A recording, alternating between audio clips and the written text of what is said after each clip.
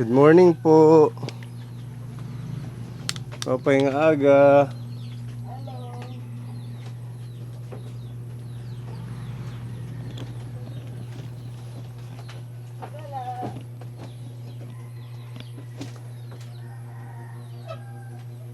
Aday Kuya Rodney.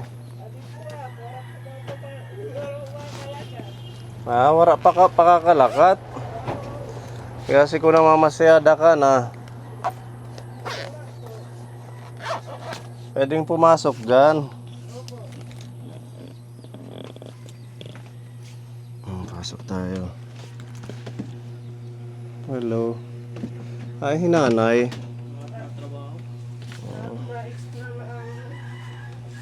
Anong bibihis?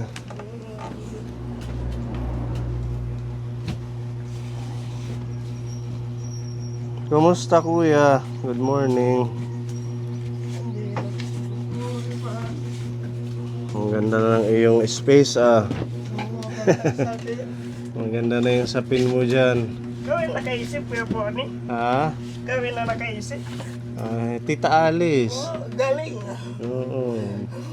Kaya yung nilagay natin ng huli yung kanyang rubber mat. Kumusta ka na? Ha? Siya lagi ha. Ganun pa din. Kala ko nakakapamasyal ka na eh. Kaya tinanong ko kung nandyan ka. Kung nandito ka. Nag-permit balay. At least hindi na masyadong masakit pag nauuntog. Minsan magtinarotong ba? Hindi naman natatanggal kuya. Pag natatanggal, pinapipilit ko na lang ha. Dinikitan natin yan ng no more nails. Asan si nanay mo? Extra trabaho. Extra magtrabaho. Saan? Direct barangay dos. Anong trabaho niya? Balay na, linis. Tagalinis ng bahay. Opo. Araw-araw na siya may trabaho. Di no, extra na. Ano man, nag-almusal ka na? Opo. Kamusta ka na ngayon? Huli, pero pagod na sa lahat. Butlaw, pero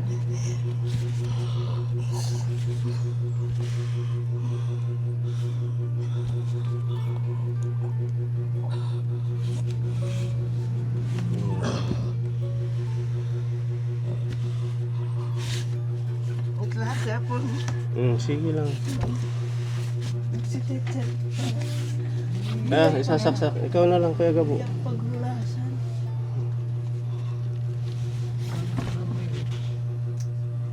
Ayan. Pawis na pawis lagi kay lagi siyang Workout. nag-workout. Lagi siyang naglilikot. Ganyan lang siya po. Talagang wala pa rin bago kay kuya. Kailangan pumacheck para mabigyan siya ng pampakalma. Kahit man lang pampakalma para kahit makaupo lang. Makalabas-labas man lang. Makakainip na din dito sa bahay. Gusto mo nang mamasyal? Opo. Magre-raise mo tayo ng pondo sa kanya para madala sa doktor. At kung may reseta ang doktor na pampakalma, yung ating planong gawin, meron man lang siyang medisina. Sa mga kakapanood lang kay Kuya Rodney, meron mo siyang dystonia, isang sakit o sa utak. Voluntary movement ba? Mga involuntary movement kagaya niya. Di ko makontrol kahit bisa ko karuyang iodong, di ko matigil. Kahit gusto niya ihinto daw yung paggalaw, kaso hindi niya makontrol dahil yung utak yung nag-uutos. Naalala ko rin, paano kung warahin gamot, paano kung naalala ko itak sarili kung paano kung warahin gamot na sakit. Paano kung walang gamot? Ba't meron yan? Pagod na sa lahat eh. Pagod na rin yung mga magulang ko sa pag-aalaga sa akin.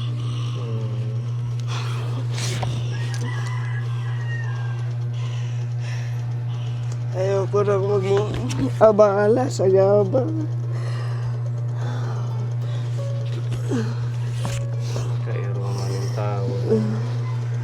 Kahit gusto niyang magpahinga na tumigil sa kakagalaw, hindi niya magawa.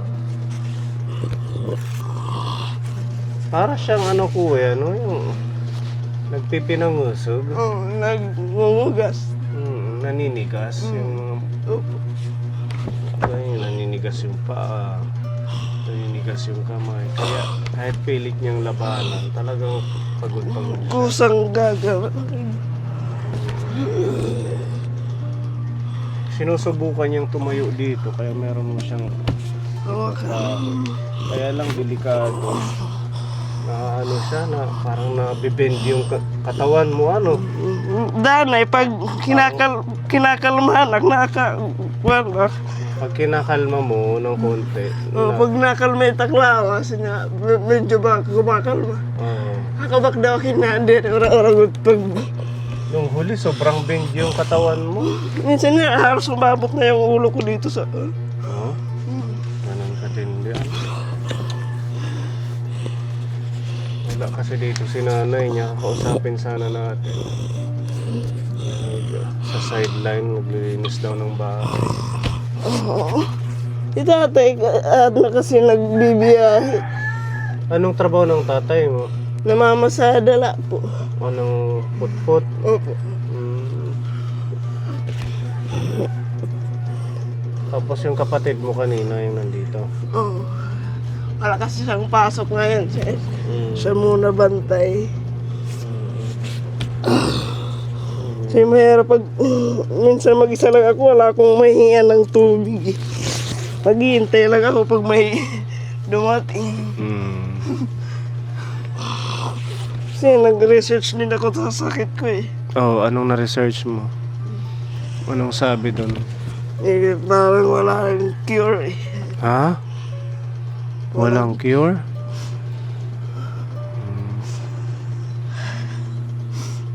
Pero meron pampakalma. Hindi ko alam. Mm. Yun ang kinatatakot ko eh, kung talagang walang cure to. Dadasal sana. Hindi na ito pahabain kung wala itong gamot eh. Pagod na eh.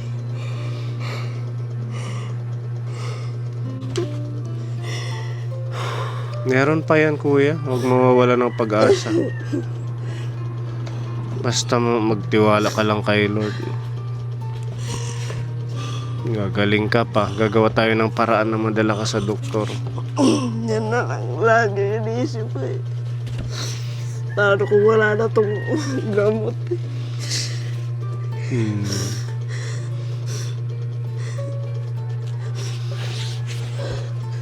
Pero naisip ko rin, hindi naman ako tatagal siguro ng ganito kung walang plano ang Diyos sa akin. Totoo. Kaya huwag mawawala ng pag-asa. Sarili ko na lang pinapalakas ang loob.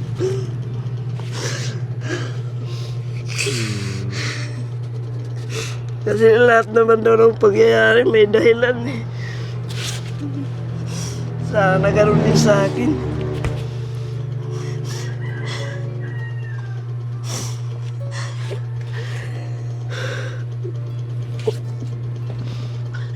Pasensya na po.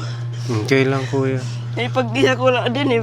Parang talaga nag-iinura pag inampuo na. Sana matapos nagain o makapahinga man lang.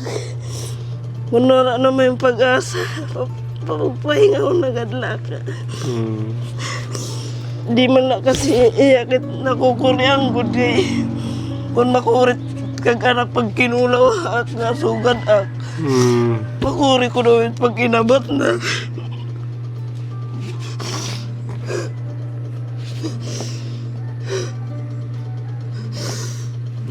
Sige lang kuya, kaya itni mo, huwag kang mawawala ng pag-asa.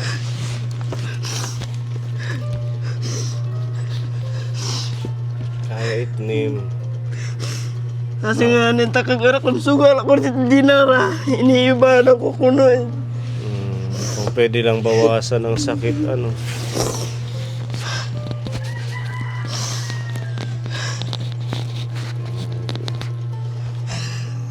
Talagang mahirap yung kalagayan. Pero pag-pray lang kuya ha. Opo. Mag-okay din yan. Mahirap at saka masakit tingnan yung ganyang kalagayan mo. Pati yung mga nanonood nating kapon, hirap na hirap din sa kalagayan. Sinisip ko mga magulang ko eh. Hindi lang sa pag-aalaga sila, mas nahihirapan eh. Araw-araw nila ako nakikita ng ganito eh. Siyempre masakit sa kanila na ganun yung kalagayan mo. Tsaka ikaw, Minsan naisip ko sana wala na. Ayoko lang makita ko magulang ko nahihirapan sa akin.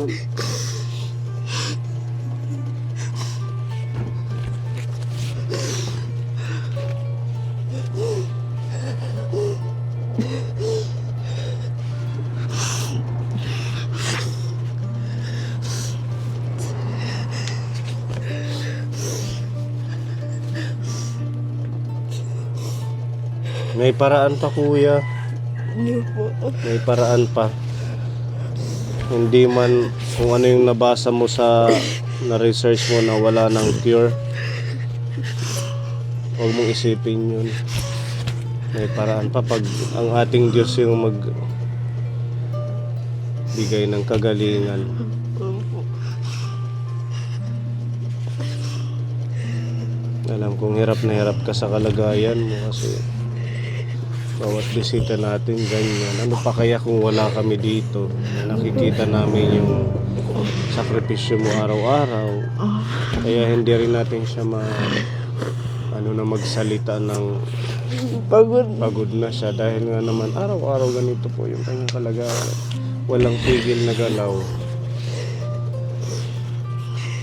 Eh, minsan minjada ko lang sa biro-biro eh kasi para maano na lang yung isip ko eh.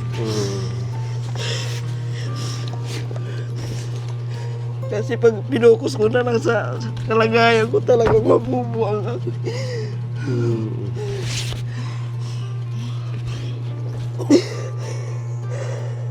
Hindi naman sa physical na pagod lang pati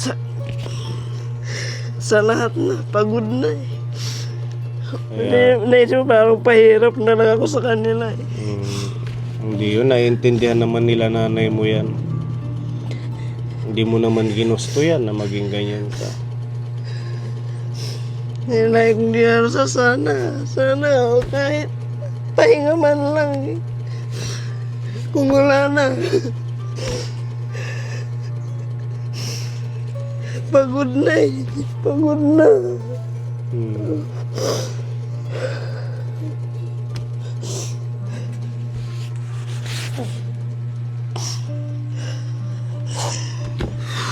Pasensya na po ah. Okay lang yan. At least na-express mo yung sa loobin mo kuya. Ganun talaga ang buhay. Maraming pagsubok. Kaya siguro ano yan ni Lord sa'yo? Pagsubok. Sinusubukan pa yung tibay ko eh. Kaya huwag kang mag-give up.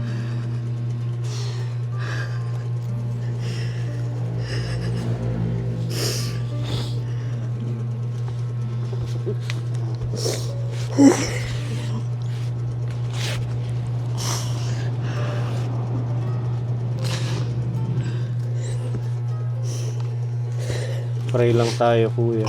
Opo. Maniwala lang tayo kay Lord. Mag-okay din ang kalusugan mo.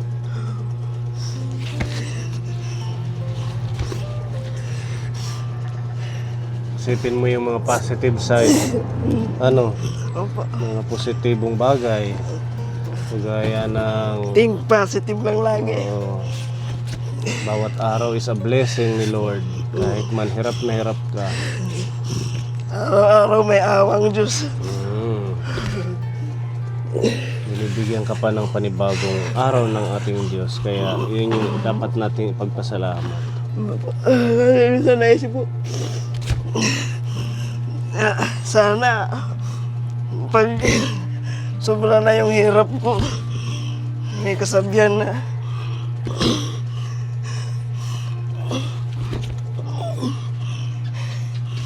Wait lang, pagod. Minsan naisip ko, pag umaga sana, di na ako nagising.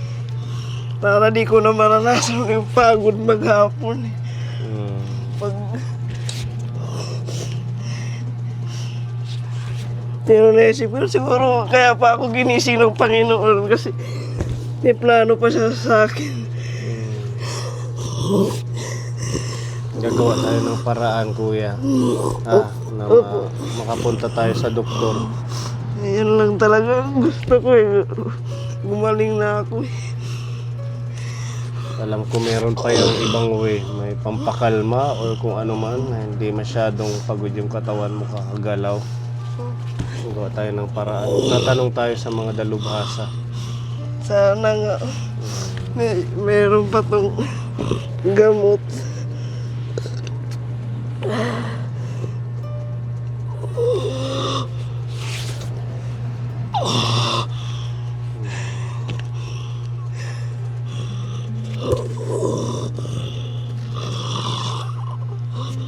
Hindi na masyari ako kumas ano. Dito nagkakakalyo sa kakauntog. Ito mas magiging mauntog man, hindi ganun kalakas yung impact dahil rubber. Malaking bagay ng blessing. Salamat na ito po, ni Tita Alice. Tita Alice. Sige lang ha, kuya. Opo. Alam kong maraming viewer natin na nagpe-pray para sa'yo. At yun yung ating panghawakan, yung miracle ng ating Diyos. Opo. Nagbigay si Ate Igorota ng 2,500 para sa pangpa-check up. So meron na tayong, yung una 2,000 yung nabigay ko kay nanay mo. Plus itong 2,500 ni Ate Igorota, meron na tayong 4,500. 4-5. Opo. Ibibigay ko sa'yo. Tapos sabihin mo kay nanay mo na itabi niya lang. Opo. Pag na tayo ng mga 10,000, pwede na tayong pumuntang Tacloban. Opo. Sige. Para tingnan ka ng dalubhasa doon, mabigyan ng kung ano man para sa kalusugan mo. Iniisip ko kahit pampakalma lang hindi siya pagod masyado ng ganito. Sana meron. Sabihin mo kay nanay mo, galing to kay Ate Igorota, ha? Thank you po, Pagdating niya Ate mamaya. Igorota. Maraming salamat po.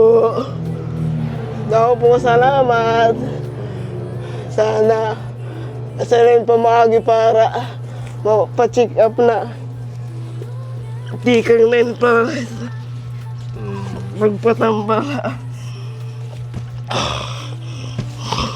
Mabalik nga haw kami, kuya, ha? Opo. Ako po salamat. Gagawa tayo ng paraan para madala ka sa Tacloban.